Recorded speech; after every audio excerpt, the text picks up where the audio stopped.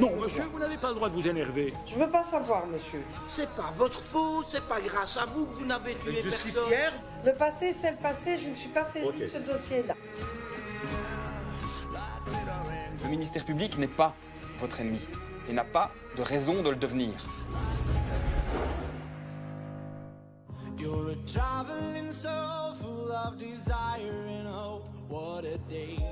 Bonsoir, c'est un plaisir de vous retrouver pour cette nouvelle saison de Face au juge. Et déjà, je vous remercie pour votre immense fidélité à notre émission. Cette année encore, nous avons posé nos caméras dans différents tribunaux de notre pays. Et pour cette nouvelle saison, un nouveau juge a accepté nos caméras dans son tribunal de police à Verviers. C'est un juge humain, ferme mais juste et qui ne manque pas d'humour, vous le verrez dans un instant. Mais avant cela, direction le parquet de Bruxelles pour assister à une audition musclée. Au parquet de Bruxelles, Olivier Malinus commence sa journée. Cela fait 2 ans que le magistrat travaille à la permanence. Vous mourrez jeune à cause de ces saloperies, ou bien vous allez finir avec un couteau dans le dos. C'est ici que les détenus qui ont été privés de liberté par la police sont auditionnés par un procureur du roi. Parce que vous êtes en train de faire des victimes, est-ce que vous vous rendez compte de ça? À lui de décider s'ils doivent être renvoyés devant un juge. Démontrez-nous que votre place ne doit pas être en prison.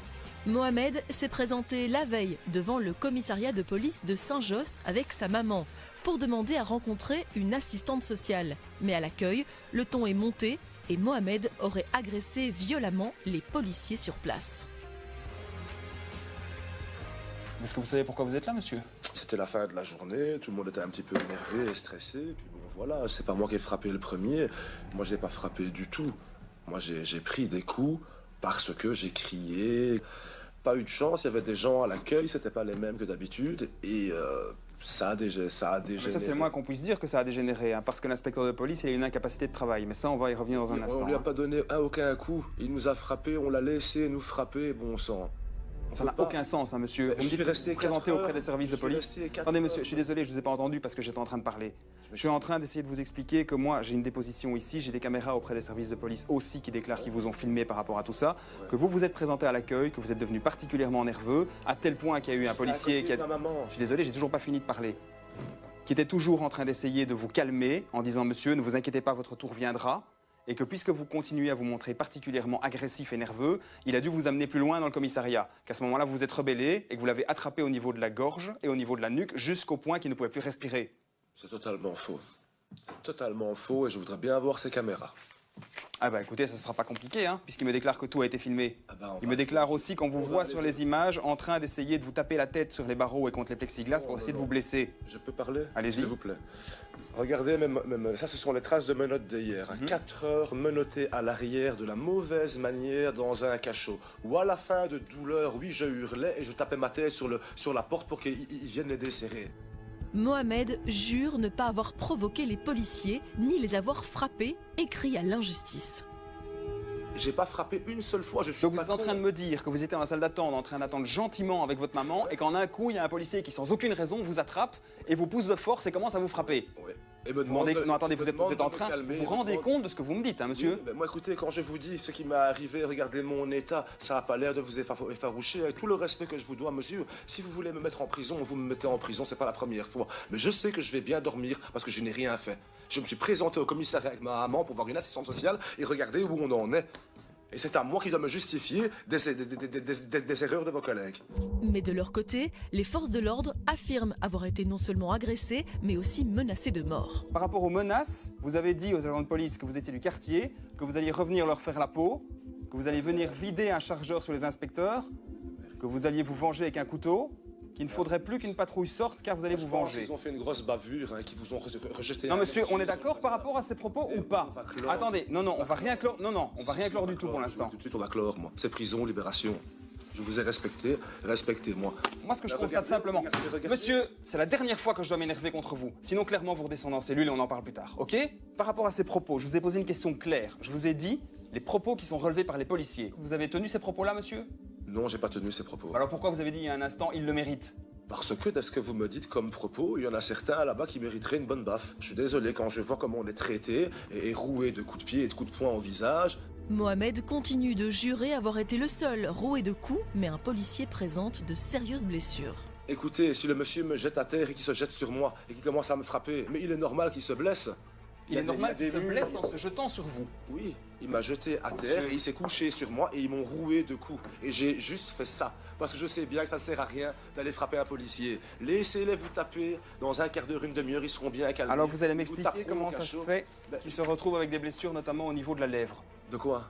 Ce policier. Mais c'est pas moi. Peut-être qu'il a eu une autre intervention. Montrez-moi les caméras. Moi, je veux voir la réalité.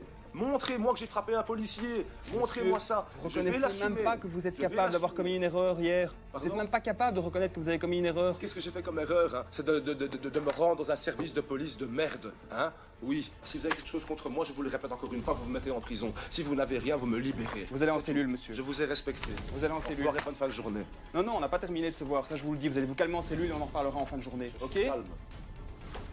Monsieur retourne en cellule. Mohamed continue de clamer son innocence. Il n'a ni frappé ni menacé les policiers.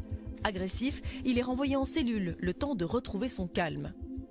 Olivier, lui, décide entre-temps d'appeler le commissariat pour demander à visionner les images de l'altercation.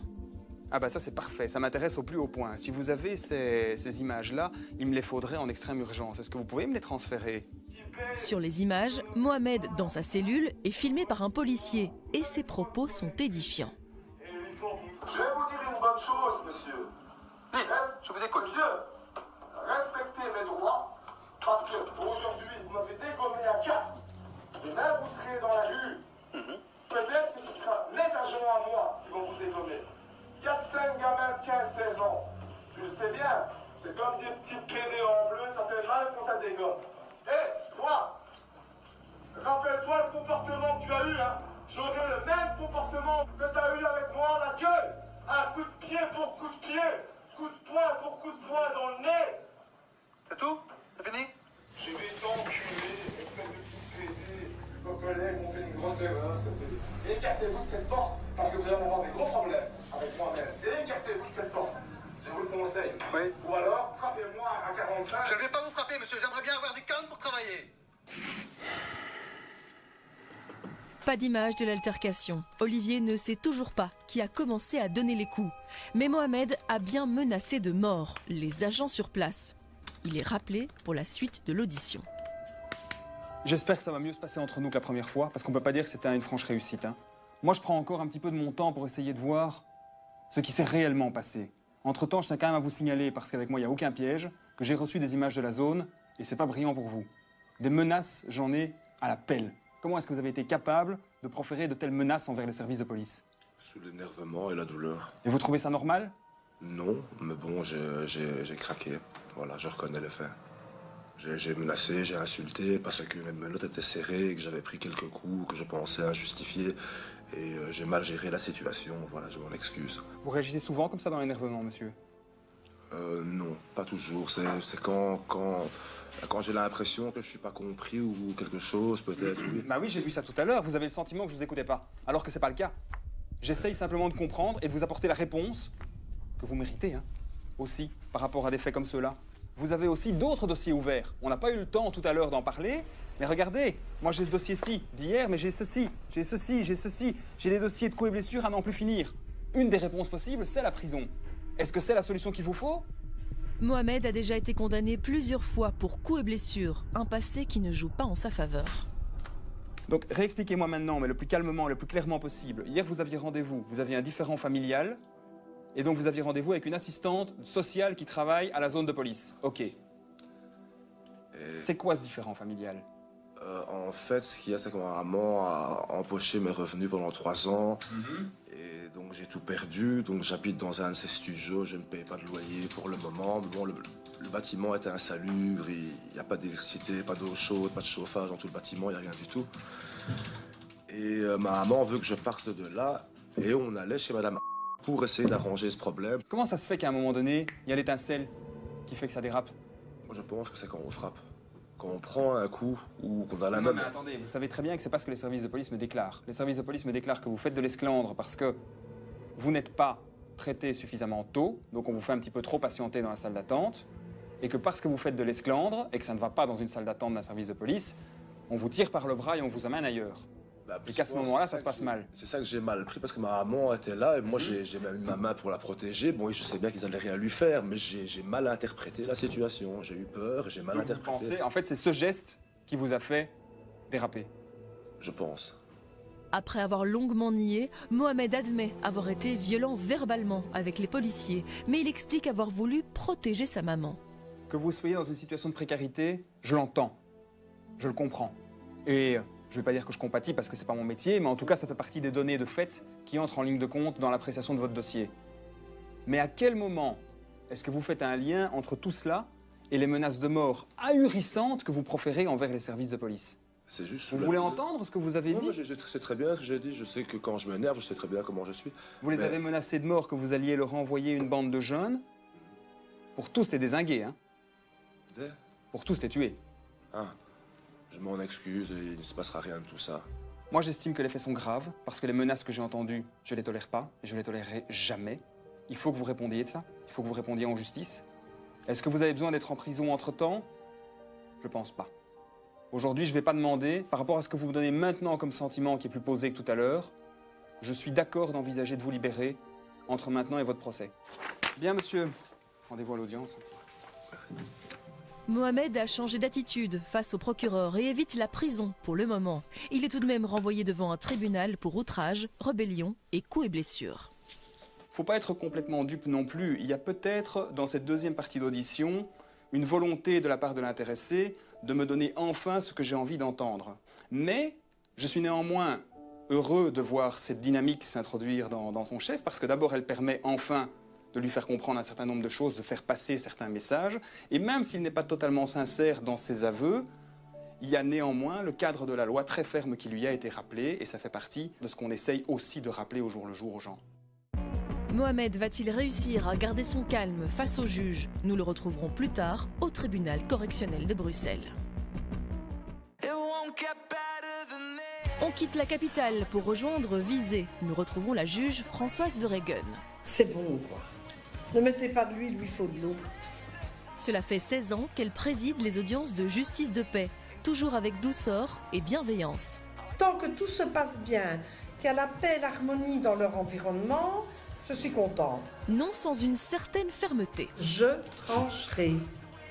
Rachel se présente face au juge accompagnée de son propriétaire. Il lui réclame 5 mois de loyer impayé. C'est combien le loyer, monsieur? 650. Arriéré de loyer, donc ce serait 3250, loyer de mai inclus. Oui. Qu'est-ce que vous dites, mademoiselle? Ah, mais il y a beaucoup de choses qui ne vont pas. Qu'est-ce qui ne va pas? Je vais reprendre mes papiers quand même, comme ça vous aurez tout. J'ai un recommandé qui a été envoyé à monsieur pour des travaux à effectuer dans la maison. Quels travaux? Dites-moi. Je vais vous montrer des photos. Ça n'a pas de valeur de preuve en justice, d'accord. mademoiselle. L'aide d'humidité. Il y a plus d'1 mètre carré de tas d'humidité. Rachel doit plus de 3 000 € à son propriétaire, mais la jeune femme explique avoir arrêté de payer son loyer car elle estime que son logement est insalubre. Montrez-moi quand même vos photos, même si ce n'est pas une preuve recevable, parce que l'humidité dans un bien, ça peut être un problème intrinsèque à l'immeuble, et là c'est la responsabilité du bailleur effectivement, mais ça peut être aussi un problème d'occupation de l'immeuble, ce qu'on appelle la condensation. Pas assez chauffé, pas assez aéré. Ah, on m'a dit de mettre le chauffage et d'aérer la maison en même temps. Ah oui, ça c'est de la condensation, mademoiselle. Oui, c'est de la salle de bain en fait. C'est dû à la salle de bain. Ça, c'est de la condensation. Ça, c'est pas la responsabilité du bailleur. Je vois pas quels travaux il pourrait faire pour empêcher voilà, ça. Il y a ceci. Et alors? Ça, c'est de nouveau de la condensation. Toujours de la condensation. Dès que vous avez des petites taches noires ainsi, c'est de la condensation. Ça, c'est un problème d'utilisation du bien. Ce n'est pas autour de la porte, voilà. Oui, mais c'est un... Sauf si de l'autre côté, il y a vraiment un problème de porosité d'un mur extérieur. Mais il y a des fissures, en fait, dans le mur. Alors là, il faut un rejointoyage, effectivement. Mais c'est dans le crépi. Mademoiselle, je vais vous dire, c'est pas une cause d'insalubrité. Hein. Vous trouvez normal que ma porte gèle en hiver, madame? Rachel insiste. Son propriétaire aurait dû effectuer des travaux pour améliorer son bien. Elle n'est pas la seule en tort. Moi, j'ai quand même contacté monsieur plusieurs fois depuis le mois de février de l'année passée. D'accord, je vous entends bien. Je veux bien me rendre sur place avec un expert. Mais moi je veux savoir, avant de partir, parce que souvent on nous parle d'insalubrité pour échapper au paiement du loyer. Non, je alors que paierai les loyers de retard, tout à fait. Est-ce que vous avez ces sous-là de côté? Non. Bon, et comment est-ce que vous payerez si je dis qu'il n'y a pas d'insalubrité? Par montant, mais il y a d'autres Combien? choses qui vont. 150 € par mois, je vais bien les donner. Alors, attendez, j'essaye d'abord de, si vous voulez bien, de voir vers où on va.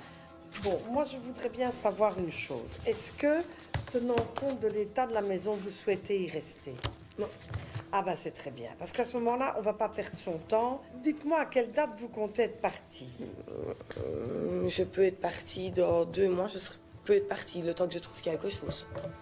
Alors, si vous voulez vous maintenir encore pendant 2 mois, malgré l'humidité que vous m'avez montrée, hein, il faut impérativement que vous appuriez votre arriéré bien plus vite qu'à raison de 150 € par mois. Moi, je suis sur la mutuelle, madame. Oui, mais je ne peux pas Oui, je sais. vous donner le beurre, l'argent du beurre et le sourire de la Ah oui, crémière. non. Je Mais ne Auguste, peux pas imposer mal. à monsieur de garder une locataire qui ne paye pas. Ça ne Oui, tient oui, pas. tout à fait. Maintenant, moi, je voudrais bien déjà qu'il y ait un premier paiement qui intervienne très rapidement. Je saurais faire un versement de 250 € si monsieur veut bien. Quand? Quand je repars d'ici, je vais faire Tout un de suite. versement. Eh bien, que monsieur veuille bien ou pas, moi je veux bien. C'est quand même moi qui décide. Absolument. Hein? Voilà. Ça Donc, m'arrange pas. si vous faites un versement de 250 € tout de suite, alors je veux bien vous laisser jusqu'à la fin du mois. D'accord. Rachel accepte de quitter les lieux dans le mois. En échange, la juge lui accorde le remboursement de sa dette par tranche de 150 € par mois, avec un versement immédiat de 250 €. Alors, monsieur, vous vouliez dire quoi? Pour remettre un peu de l'ordre. Quand mademoiselle a quitté son ancien logement, elle a quitté aussi pour une question de salubrité. Je veux pas le savoir. Non, mais les mêmes causes. Je veux pas savoir, monsieur. Le passé, c'est le passé. Je ne suis pas saisie Ok. de ce dossier-là. Je demande Et je n'aime pas qu'on essaye de Non, colorer des dossiers. Moi, je je n'aime ne pas le ça. pas, c'est la réalité. Peu importe. Essayons d'aller vers l'avenir. Oui, d'accord, mais je veux dire, la mauvaise foi. Robert estime que la juge est trop clémente avec Rachel. Il accuse la jeune femme d'inventer des problèmes d'insalubrité pour échapper au paiement des loyers et doute qu'elle rembourse ses dettes. Monsieur, je suis là pour vérifier s'il y a bonne ou mauvaise foi. Moi, j'entends qu'aujourd'hui, mademoiselle se montre plutôt de bonne foi. Elle accepte de s'en aller, d'accord? Et moi, je surveille d'ici là. Je suis sceptique, c'est tout. Pas tellement de paroles de cette dame. Monsieur, n'oubliez pas l'effet magique du juge. Merci, madame. D'accord? Allez. Ça va? Rachel devra repasser devant la juge pour prouver qu'elle a tenu ses engagements. Si ce n'est pas le cas, elle se verra obligée de rembourser des sommes plus importantes chaque mois à Robert, au lieu des 150 € qui lui ont été accordés.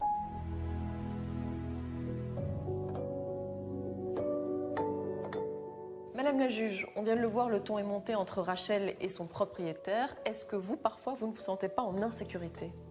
C'est vrai qu'on constate les dernières années un sentiment d'insécurité grandissant.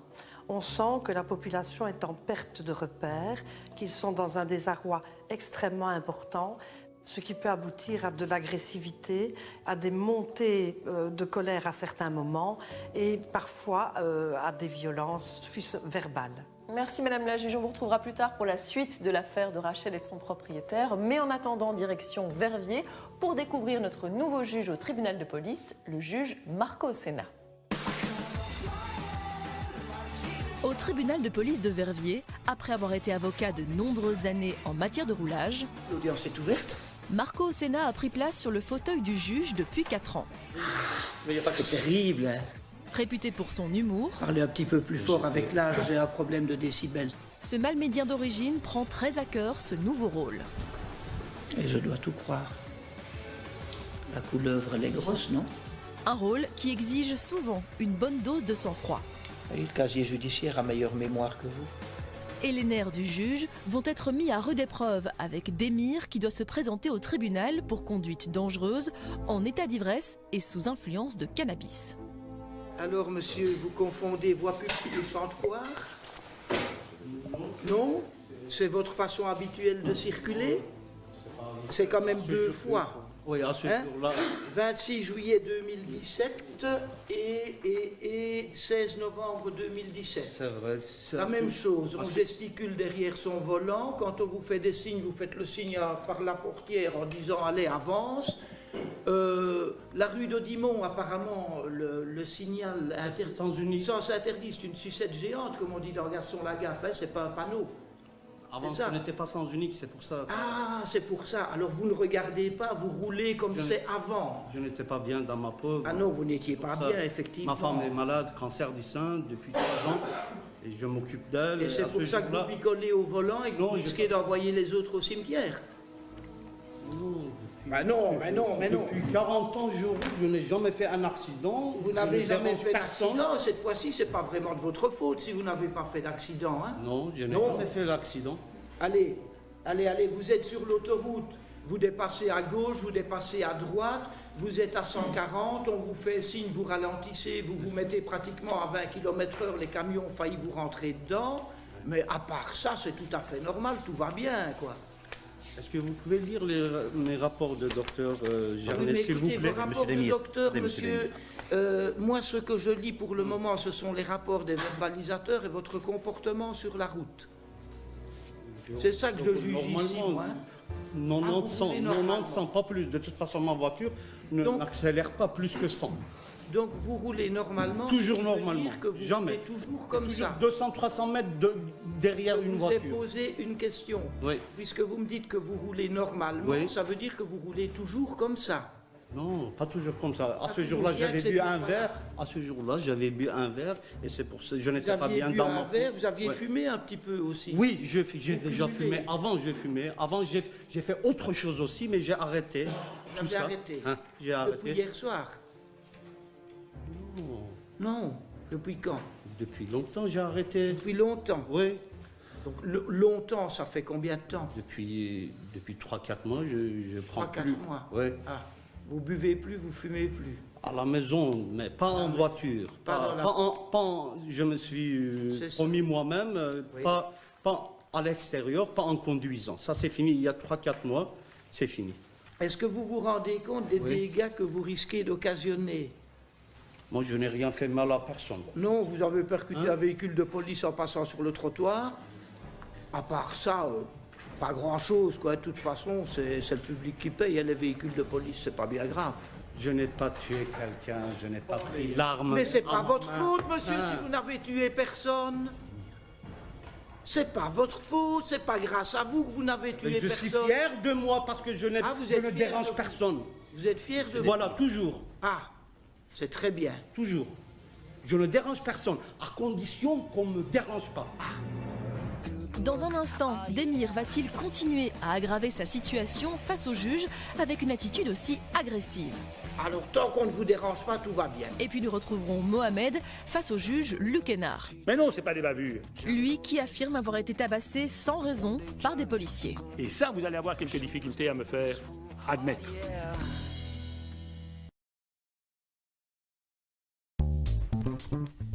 Les box repas HelloFresh, c'est la garantie de repas réussi. Grâce à des recettes faciles et des ingrédients frais de qualité en quantité exacte. Livrés chez vous quand vous le voulez. Tout pour réinventer vos moments à table. Commandez sur hellofresh.be. Le dîner est réglé. Il y a des jours où on n'a envie de rien. Certains où c'est la folie. Et d'autres où on est au top du top. Quelle que soit votre humeur du jour, chez Delhaize, on trouve tout pour cuisiner de bons petits plats en mode rapido, à l'aise ou la totale. Toutes les recettes sur delhaize.be. Au fait, c'est quoi la 5G et quels sont ses avantages? En tant qu'utilisateur ordinaire, ai-je vraiment besoin de la 5G? Tout savoir sur la 5G, ici, c'est l'endroit idéal.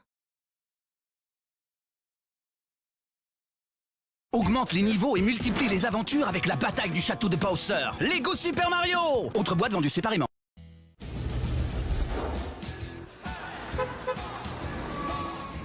Retour ici au tribunal de police de Verviers où nous suivons l'audience de Demir. Demir qui a été arrêté 4 fois en 2 mois pour conduite dangereuse sous l'influence d'alcool et de cannabis. Mais Demir jure que c'est exceptionnel et que d'habitude, il a une conduite bien plus correcte sur nos routes. Demir perd son calme face au juge, ce qui ne fait qu'aggraver sa situation devant le tribunal. Je n'ai pas tué quelqu'un, je n'ai pas pris l'arme. Mais c'est pas votre faute, monsieur, si vous n'avez tué personne. C'est pas votre faute, c'est pas grâce à vous que vous n'avez tué personne. Je suis fier de moi parce que je ne dérange personne. Vous êtes fier de vous? Voilà, toujours. Ah, c'est très bien. Toujours. Je ne dérange personne, à condition qu'on ne me dérange pas. Ah. Et ne pas vous déranger, c'est vous laisser rouler n'importe comment. Non, vous laissez passer à gauche, à droite, en utilisant la bande de pneus. Non, je demande excuse à ce jour-là. En vous mettant à 20 à pas bien dans les camions sur l'autoroute. Alors, tant qu'on ne vous dérange pas, tout va bien. À ce jour-là, je vous ai expliqué, je n'étais pas bien dans ma peau. D'accord. Et je demande excuse pour 2 cas. Et vous êtes chauffeur de taxi?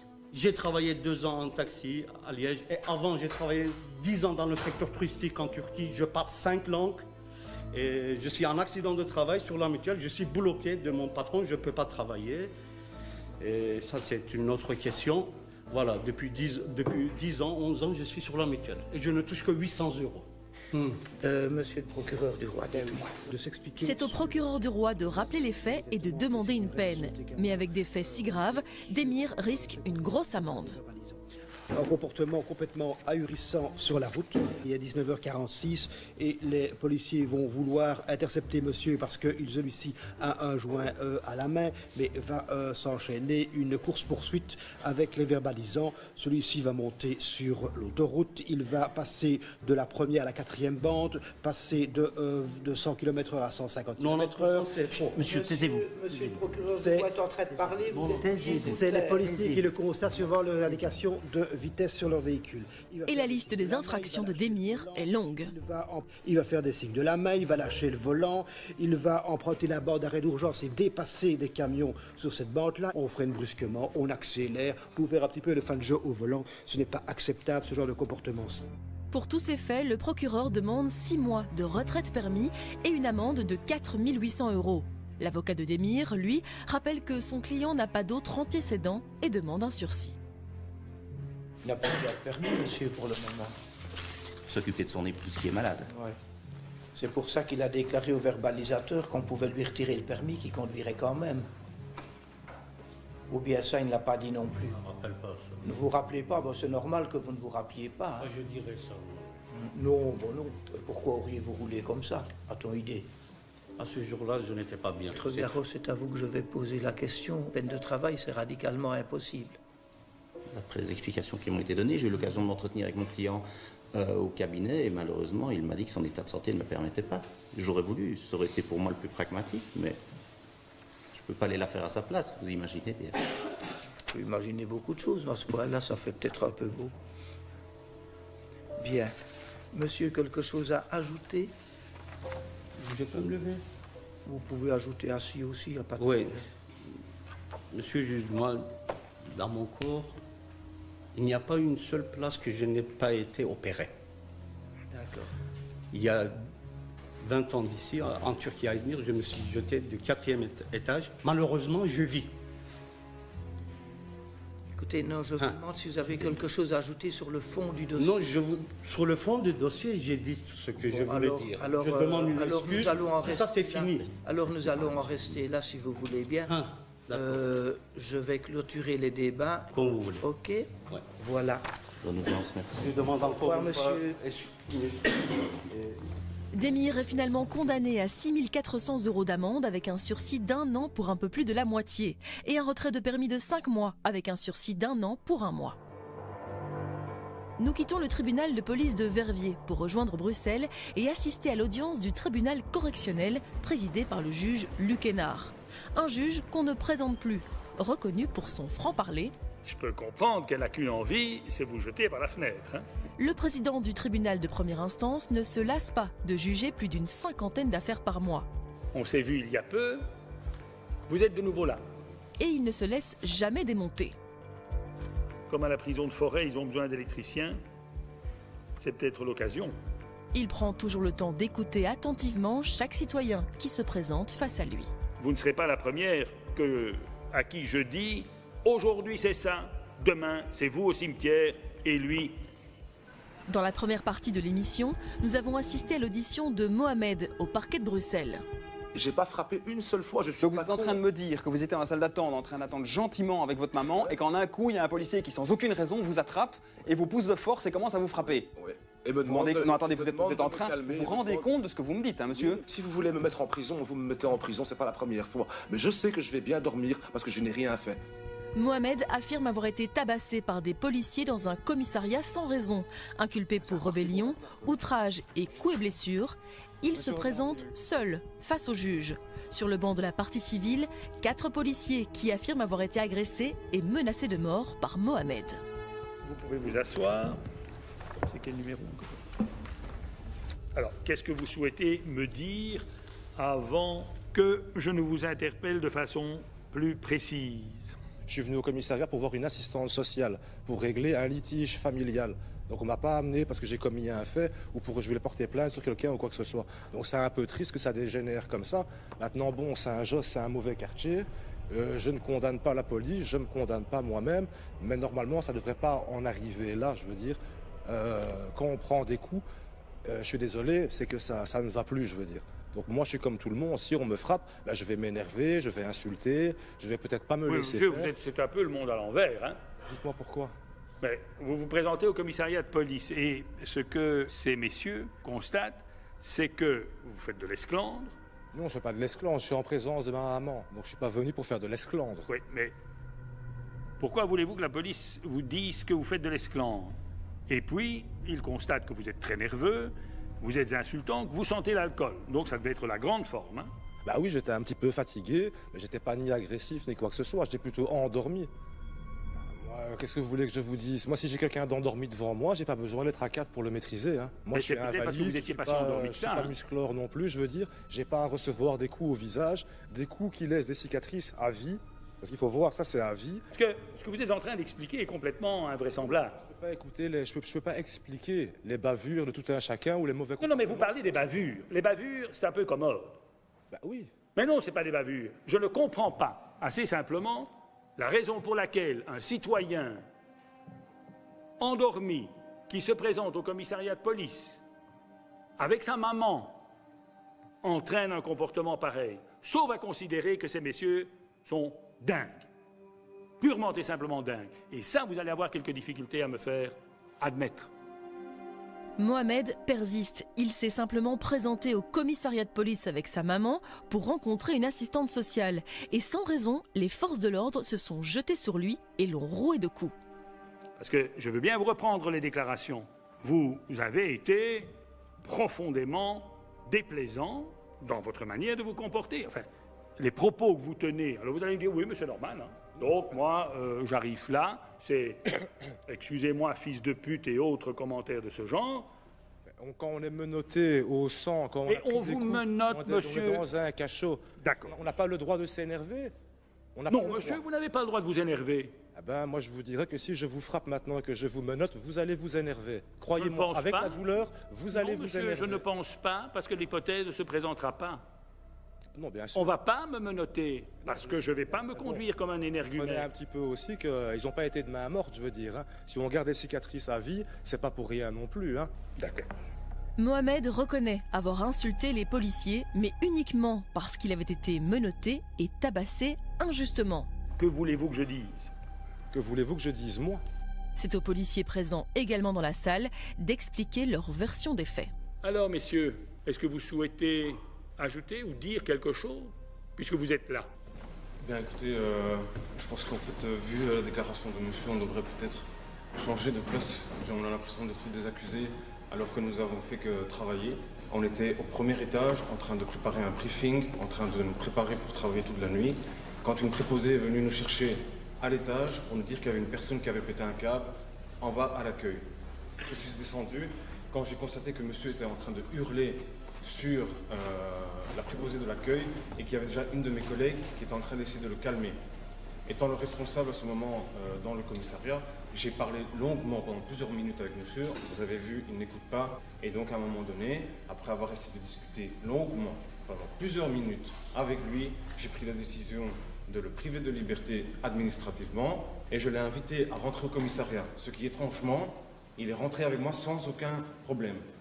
Le problème, on commençait exactement, malgré les menaces et les insultes, au moment où il a fallu rentrer monsieur en cellule.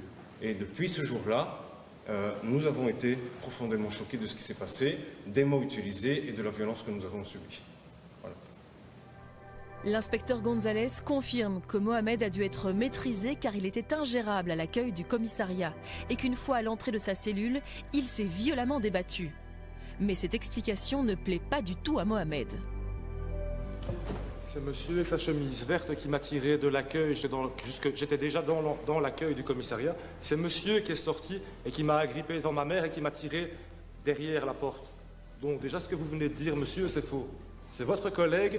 C'est pas à lui que vous vous adressez. Voilà. Donc c'est le collègue de monsieur. Donc je ne vois pas pourquoi est-ce qu'il vient dire maintenant. Oui, mais alors pourquoi, monsieur, vous n'avez pas déposé plainte, hein? Parce que j'habite Saint-Josse et j'ai pas envie de les avoir derrière mon dos tout le temps. J'habite à 40 mètres de leur lieu de travail, je les vois tous les jours. Et j'ai pas envie que ça augmente. J'ai été contrôlé 2 fois à Saint-Josse et je n'ai jamais commis un fait à Saint-Josse-de-Naude. Ça, c'est une chance pour Saint-Josse. Ce n'est pas une question dans la chance ou dans la malchance. Oui, enfin, réfléchissez un peu à ce que vous dites. Je n'ai jamais rien fait à Saint-Josse. Bah oui, bah ça n'est pas un motif parce que c'est finalement les environs qui sont ennuyés par votre comportement. Si Mohamed n'a jamais eu de problème dans sa commune, ses antécédents judiciaires sont quand même particulièrement lourds. La procureure du roi ne va pas manquer de le rappeler au tribunal. Madame le procureur du roi. Merci, Monsieur le Président. Voilà, en ce qui concerne la peine, Monsieur le Président, vous avez ici quelqu'un qui fait peu de cas du travail des policiers. C'est quelqu'un qui est extrêmement bien connu de la justice. Ça fait 18 ans, Monsieur le Président, qu'il est très régulièrement condamné. Depuis 2000, vous voyez son casier judiciaire qui fait 7 pages et c'est systématique. Vous avez chaque fois des faits de violence, donc rébellion, outrage, déjà en 2000. Vous avez d'autres condamnations, notamment en roulage, des ivresses au volant, des délits de fuite et encore donc ici des menaces par geste, des outrages, etc. C'est récurrent, Monsieur le Président. Donc c'est pour ça, je pense qu'à un moment donné où Monsieur doit comprendre le message, ça suffit. Ces comportements sont inadmissibles. Je vous demanderai une peine sévère, c'est-à-dire 15 mois d'emprisonnement. Et j'ai dit je vous remercie. Merci, madame. La procureure du roi demande 15 mois de prison, mais propose un sursis si Mohamed accepte de se faire suivre pour apprendre à gérer ses problèmes d'agressivité. De son côté, l'avocate des agents de police rappelle que l'inspecteur Gonzalez a été sérieusement blessé dans la bagarre. Elle réclame pour lui 5 000 € de dommages et intérêts et 2 000 € pour ses collègues. Monsieur, qu'avez-vous à me dire? Moi, j'ai pas frappé. Donc je vois pas comment est-ce qu'ils sont choqués, traumatisés, qu'ils sont pas bien. Ils n'ont pas pris un coup. Ok, des menaces, c'est pas gai, des insultes, c'est pas gai, d'accord. Mais vous m'avez frappé. C'est pour ça que je me suis énervé. Et tout, hein. Voilà, j'ai dit et je vous remercie. Est-ce que vous acceptez le principe qu'il y a peut-être là un travail à faire par rapport à la gestion, comme disait Madame le procureur du roi, du comportement violent, voire de la consommation d'alcool? Est-ce que ça a du sens pour vous ou pas? Non, mais je suis d'accord pour un sursis probatoire ou pour un suivi, il n'y a pas de souci. Qu'il soit psychologique ou pas de souci, oui. Oui, mais il ne faut pas me dire ça pour être sorti des flûtes. Hein. Non, pas du tout. C'est pas l'objectif, c'est vraiment de se dire qu'il y a peut-être là une difficulté, indépendamment de tout le contexte, qu'il y a une difficulté et que cette difficulté, il faut essayer de la gérer. Vous êtes d'accord avec ça? Ça va. Bon. Est-ce que je peux ajouter quelque chose? Ça va de soi. Je vais quand même leur faire des excuses, parce que je ne suis pas un mauvais garçon à la base. Donc, messieurs, si on a eu un petit souci, je m'excuse aujourd'hui, devant le tribunal, devant tout le monde. J'espère qu'on va plus prendre la tête. Je ne viendrai plus vous déranger au commissariat dans votre travail si j'ai un souci familial. Et comme on dit chez nous, sans rancune. Merci. Bien. En tout cas, ces excuses ont le mérite d'exister. Mohamed risque 15 mois de prison, mais devant le tribunal, il accepte de se faire suivre pour gérer ses accès de violence. Cela va-t-il pencher en sa faveur? Quelle décision va prendre le président du tribunal de première instance? Après réflexion, il condamne Mohamed à 15 mois de prison et 800 € d'amende, mais avec un sursis de 3 ans s'il suit une thérapie pour soigner ses problèmes d'agressivité.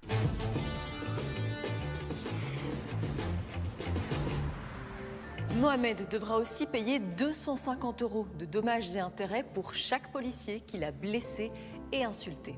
C'est la fin de notre émission. Merci de nous avoir suivis et merci pour votre fidélité. Je vous retrouve avec plaisir dimanche prochain pour un autre épisode de Face au juge.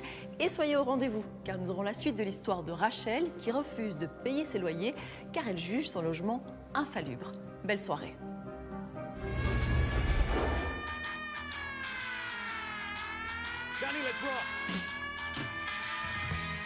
Est-ce que j'ai l'air comme ça, aussi con que ça? Je ne peux plus vous faire confiance dans vos paroles. Oh, c'est honte sec. Il est écrit pigeon ici, hein. J'aurai terminé mon travail une fois que j'aurai pris la décision. Après, c'est vous qui prenez votre avenir en main et vous en faites.